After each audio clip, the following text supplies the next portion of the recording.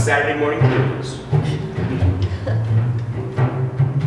And I do a lot of work with public ritual and reclaiming stories, retelling stories, creating new stories. So this was just a natural. Now, as you start to talk about what your story is to Onondaga Lake, try to be as authentic as you can.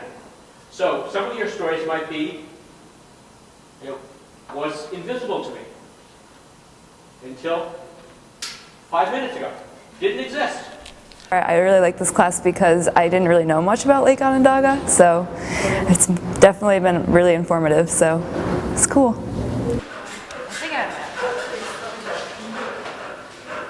it's just finding the right balance. An awful lot of the value of this is in the process itself.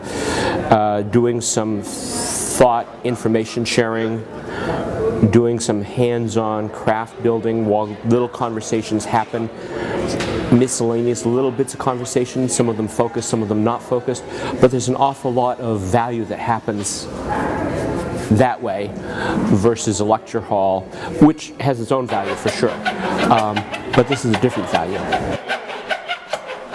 Well, the first weekend, my group that we were working on making a canoe that was like extendable, and it was kind of like we were cutting out all the pieces and nothing was coming together. Then all of a sudden everything just came together, and the first time that we tested opening it, like, you know, extending it and then retracting it, and it worked properly, that was a lot of fun.